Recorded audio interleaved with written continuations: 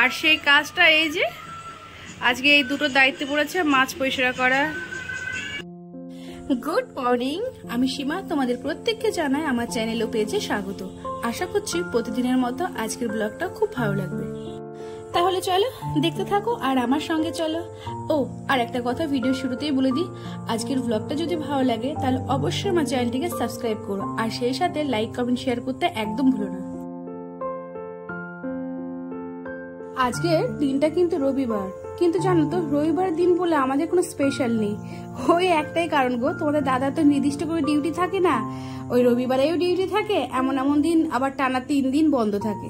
তাহলে এবার তোমরাই বলো, স্পেশাল ডে বলে রবিবার কিছু আছে আমাদের? ওই যেদিন ছুটি থাকে সেটাই আমাদের স্পেশাল ডে। এই মাত্র বাজার করে আসলো, সমস্ত কিছু গুছিয়ে রাখি, আগে ফ্রিজে মাছগুলো রাখি। এখনো কিচ্ছু হয়নি জানো তো, কোনো কাজই হয়নি গো। কোনো রকমে ওই মেয়েটাকে তুলে একটু টিফিন করিয়ে খাইয়ে পাঠিয়েছি, মেয়ে তো চলে আসলো। আর শাখা পোলাটা কালকে রাতেই ভিজিয়ে রেখেছি, পরিষ্কার করব। খুব নোংরা হয়েছে। আমার অবস্থাটা দেখো, গরমে নাকের নাকেরটাই আছে শুধু, কানের গলার কিচ্ছু নেই, ভীষণ গরম লাগে গো আমার। দাদাকে একটা কাজ দিয়েছি, দেখি কি করছে না করছে, সাথে শোনায়ও আছে, চলো। আর সেই কাজটা এই যে আজকে এই দুটো দায়িত্ব পড়েছে, মাছ পরিষ্কার করা।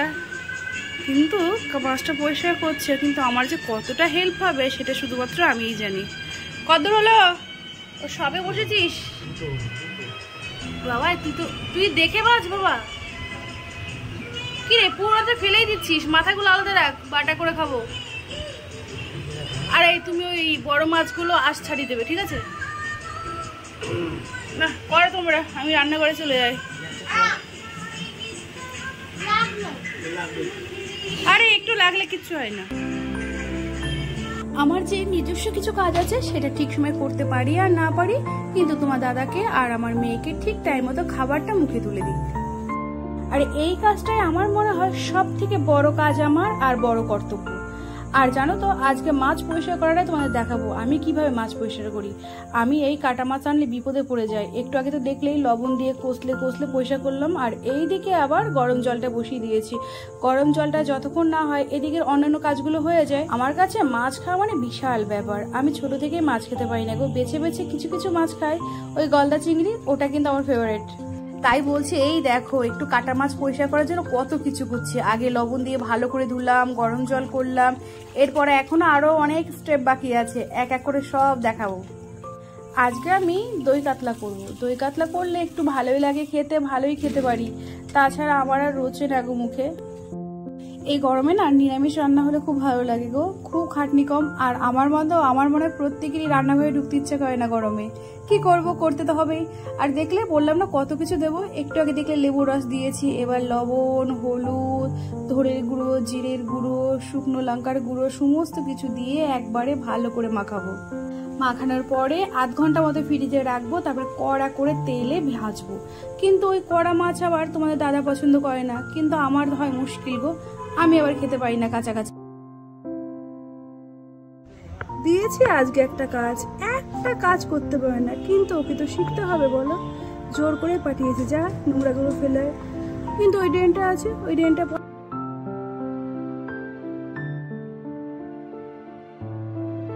চলছে, ওই যে খৈনি এর এই চলে, বুঝলে?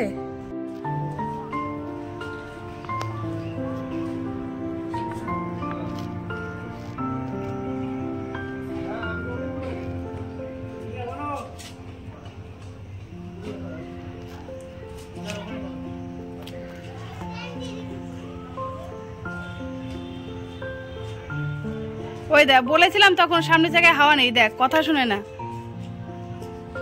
কিচ্ছু মনে করে না। আমি যে এখন সাইকেল চালাই না বলে, আগে তো চালাতাম।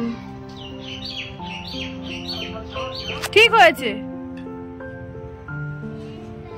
বাবা, আমি একটু রান্নাঘরের দিকে যাই, আমি একটু কিছু খেয়ে নিই। এই সকাল থেকে ভিডিও চক্করে আর সংসারে আজকে অনেকগুলো কাজও আছে, এক্সট্রা কাজ করব, এই চক্করে কিচ্ছু খাওয়া দাওয়া হয়নি। এখন প্রায় 11:30 বাজে, কিছু একটা খেয়ে নিই, নাহলে গ্যাস অম্বলের চাপটা খুব বেড়ে যাবে।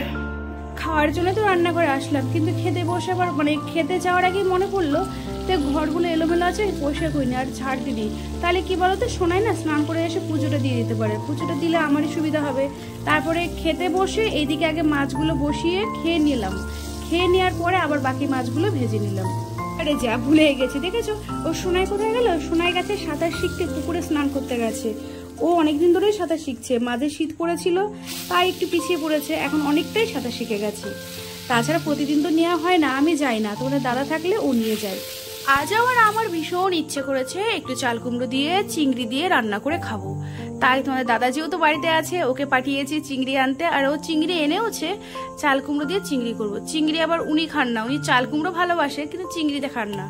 আমার সোনাই চলে আসলো এইমাত্র, ওর স্নান হয়ে গেছে কিন্তু আমার এখনো রান্না কমপ্লিট হলো না। সোনাই পুজোটা দিচ্ছে, সাথে ওর পাপা ওকে হেল্প করছে, খুব ভালো, আমারই ভালো হলো বুঝলে। আর এইদিকে আমি রান্নাঘরে কাজটা কমপ্লিট করে স্নান টান করে নিলাম। এবার স্নানটা করেই সোনাইকে খেতে দিয়েছি। আর এখন আমার কর্তা বলছে আজকে খাবার নেব, কিন্তু নিক্ষাত জানো আমি একটু ধরে রান্না করেছিলাম তাই রাতে খাবো বলে, তাই খাবারটা দিতে পারবো, নাহলে ও আমাকে সকালেই আজকে বলে দিয়েছে আজ আর খাবার নেব না। অতএব আমি বেশি পরিমাণে করিনি, ওই যে বললাম রাতের জন্য একটু করেছিলাম, ওখান থেকেই দিয়ে দেবো। কি জানি এই বলে পার্টি হবে। এই আমি এবার দই দিয়ে রান্না করলে না সাদা করে রান্না করি না, একটু লঙ্কার গুঁড়ো দিয়েই রান্না করি, রংটা ভালো হয় তো, মেয়ে নালে খেতে চায় না। কিন্তু এইরকম ভাবে আবার তোমাদের দাদা পছন্দ করে না, ওর আলু ঠালু দিয়ে একটু পাতলা ঝোল, ওটাই ভালো লাগে। খুব তাড়াতাড়ি খেয়েছে, আজকে দেরি হয়ে গেছিল গো, এখন প্রায় 2:45 বেজে গেছে। ও হুটো পাটা করে বেরিয়ে যাচ্ছে, কারণ 3:30 ওর ট্রেন। তাহলে আর কি, আমারও খাওয়া দাওয়া হয়ে গেছে, এখন বসবো ভিডিওগুলো এডিটিং করতে। আর কি আজ আমার রাতেও কাজের চাপ নেই, ফ্রি, কালকে সকালেও ফ্রি, কেন আগামী দিন ঈদ আছে, স্কুল বন্ধ আছে। কি শান্তি, কি শান্তি, মর্নিং স্কুল একদিন ছুটি থাকলে কি যে ভালো লাগে না। আর এই দেখো সন্ধ্যা থেকে আবার বৃষ্টি শুরু হয়েছে, এই গরমের মধ্যে একটু বৃষ্টির দেখা পেয়েছি, কি শান্তি পেলাম। আচ্ছা তাহলে বৃষ্টিটা উপভোগ করি, আর তোমরা ভালো থেকো, সুস্থ থেকো, আবার দেখা হচ্ছে খুবই শীঘ্র।